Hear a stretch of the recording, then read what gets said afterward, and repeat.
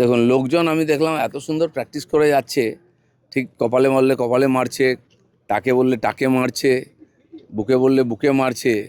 Practice করতে অনেক ডিম খরচা হচ্ছে, মারতেও খরচা হচ্ছে। লোকজন ঠিক জায়গায় রেডি হয়ে থাকছে। আমার মনে হয় কোথাও প্র্যাকটিস করানো হচ্ছে লোকজনকে, নাহলে এরকম টিপ এত সুন্দর হয় কী করে। কুণাল ঘোষ খাবেন জানতেন, উনি তো বলেই গেছেন আমি যাবই, কিন্তু কাঁচা ডিম খাবেন হয়তো ভাবেননি, সেদ্ধ ডিম হওয়া উচিত ছিল। আরও একজন সাংসদ বিদেশে আছেন, তিনি ডিমের ভয়ে বলছেন গেলেই আমাকে মারলে কেস করবো, সেখান থেকে ধমকি দিচ্ছেন। আবার এসে দেখুন কাঁচা কি পাকা কি হয় আপনার কপালে। বলছি অনন্যার ওয়ার্ড অফিসগুলো তো মৎসবের অন্যতম আতুরঘর হয়ে দাঁড়িয়েছে। কোথাও বিছানা পাওয়া যাচ্ছে, কোথাও নিয়োগ পাওয়া যাচ্ছে, মানে বিভিন্ন জায়গায়। পার্টি অফিস থেকে আরম্ভ করে ইউনিভার্সিটি সব কটা হয়ে গেছে প্রস কোয়ার্টার। ভাবতে পারেন সমাজ কোথায় নেমেছে। পার্টি অফিস করা হচ্ছে পয়সা তোলা আর ফুর্তি করার জন্য।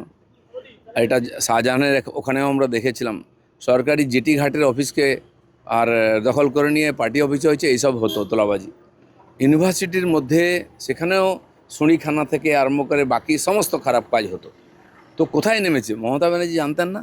একটার পর একটা ইউনিভার্সিটি তৈরি করলে উনি বিল পাস করাতেন বিধানসভায়, হয়নি একটাও।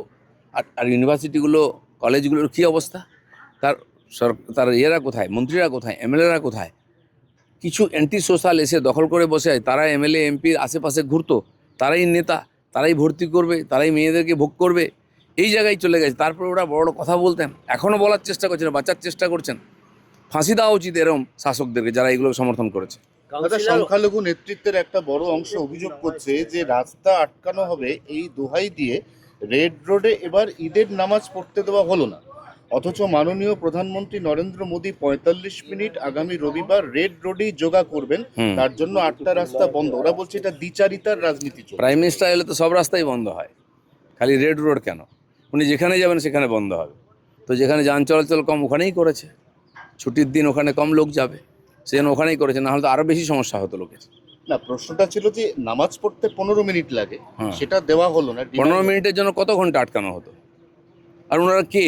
হরিদাস পাল, তাদের জন্য রাস্তা আটকানো হবে? প্রাইম মিনিস্টারের জন্য আটকাবে, চিফ মিনিস্টারের জন্য আটকাবে, এটা ঠিকই আছে। বছরে তো একবার উনি আসছেন, কত বছর পরে আসছেন? আর ১০৭ বছর ধরেই তো অন্যায় করা হয়েছে। এক বছরে এমনি দম বন্ধ হয়ে যাচ্ছে। যান বাংলাদেশে, পাকিস্তান চলে যান, এখানে নামাজ পড়ুন, কেউ বলবে না। এখানে চলবে না এইসব। সরকার পাল্টে গেছে, লোক পাল্টে যায়, জানে এগুলো বন্ধ করবো বলে, আর বন্ধ হবেই, জেনে রাখুন। কাউন্সিলর অনন্যা দেবীর যে বাড়ি, হাতি বাড়ি, একটা সুদৃশ্য বাড়ি, আগেই প্রশ্ন উঠেছিল তার বৈধতা নিয়ে। তিনি মাসিক ভাতা পান ১০,০০০ টাকা পুরসভার হিসেবে, কিন্তু এত বিলাসবহুল বাড়ি, আবার মেকআপ রুম। এর আগে আপনারা এমএলএদের দেখেছেন, কাউন্সিলর দেখেছেন, পঞ্চায়েতকে দেখেছেন, 3তলা 4তলা বাড়ি, সুইমিং পুল, বাগান বাড়ি। কোথা থেকে টাকা এসছে? 10,000 টাকায় হয়? 20,000, 50,000, 1 লাখ টাকা বেতন পাই এমএলএ, তাতে হয়? কোথা থেকে টাকা আসে সবাই জানে। ওখানকার স্থানীয় লোককে জিজ্ঞেস করুন। এক একটা লোককে চুষা হয়েছে, দোকানপাট বন্ধ করে দেওয়া হয়েছে, বাড়ি ঘর লুট করা হয়েছে, বাড়ির বউকে নিয়ে যাওয়া হয়েছে। এগুলো দিনের পর দিন চলেছে, আমরা তো জানি, আপনারাও জানতেন, বলেননি, এখন বলছেন পাবলিক যখন মুখ খুলেছে। এরকম বহু ঘটনা আরও বেরোবে, এবং সে কটা সমাজবিরোধী যেগুলো নেতা হয়ে গেছে সব কটাকে ভেতরে ঢোকাতে হবে। দাদা, শেষ প্রশ্ন হচ্ছে, রক্ষা কবচ হাইকোর্টের পাওয়া গেছে যে অরূপ বিশ্বাস, তাকে গ্রেপ্তার করা হবে না এক্ষুনি, তার গ্রেপ্তারের প্রয়োজনীয়তা নেই। তাহলে অরূপ বিশ্বাস হাজিরাটা বারবার এড়িয়ে যাচ্ছেন কেন? কাল তো আলটিমেট ডেট। দেখুন, কোর্ট যেখানে হস্তক্ষেপ করেছে কোর্টের কথা অনুযায়ী চলবে। আজিরা অনেকে এড়িয়েছিলেন, কে এড়ায়নি? হসপিটালে ভর্তি হয়েছেন, কেষ্টমণ্ডল, পার্থ চ্যাটার্জিরা এড়াননি। শেষ পর্যন্ত কী হয়েছে? 2-3 বছর জেলের ভাত খেয়েছেন। এরা হয়তো তার সারা জীবন জেলের ভাত খেতে হবে, পরিস্থিতি তাই পালিয়ে যাচ্ছেন।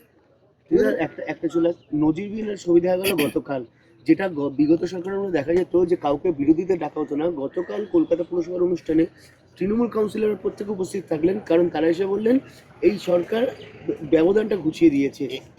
এবং বিগত ৩৫ বছরের ইতিহাসে প্রথমবার মুখ্যমন্ত্রী পুরসভায় পা রেখে সবাইকে একসঙ্গে নিয়ে চলার বার্তা দেন।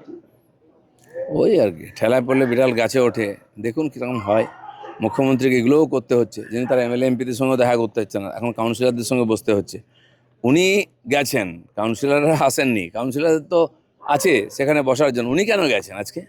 ওনার কী সমস্যা? আমাদের মুখ্যমন্ত্রী সমস্ত জেলার মিটিংয়ে, সমস্ত অ্যাডমিনিস্ট্রেটিভ মিটিংয়ে সমস্ত পার্টির লোকেদের ডাকছেন। মাননীয় প্রধানমন্ত্রী বলেছেন যে সবকা সাথ সবকা বিকাশ, এটা আমরা করব, আর এটা স্বীকারও করেছেন ওনার লোকেরা।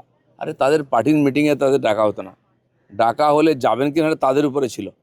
ওটা কোনো সরকার চলছিল না পার্টি চলছিল?